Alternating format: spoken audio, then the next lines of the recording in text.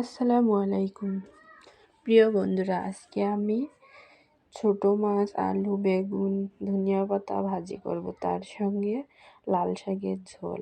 এখানে সব উপকরণ রেডি করা হয়েছে। এখন আমি মশলাটা মেখে নিব। মাখানো হয়ে গেলে মাছটি ঢেলে দিয়ে সুন্দর করে মাখাবো। মাখানোর পর বেগুন আলুটি দিয়ে আবারও সুন্দর করে মেখে নেব।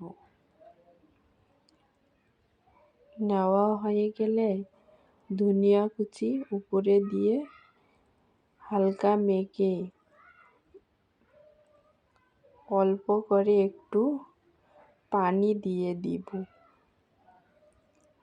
দেওয়া শেষ হয়ে গেলে ঢেকে দিব।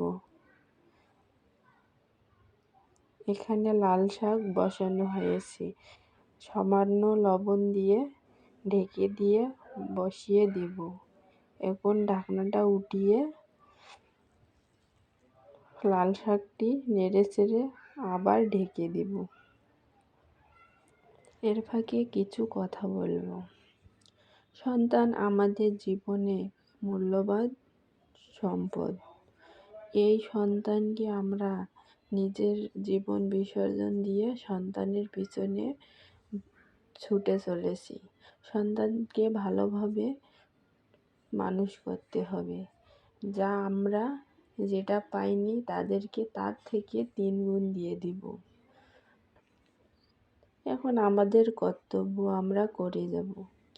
কিন্তু অনেক সন্তান আছে, অনেক বাবা মাকেই তারা বড় হয়ে চেনে না। এটাই দুনিয়ার রীতি।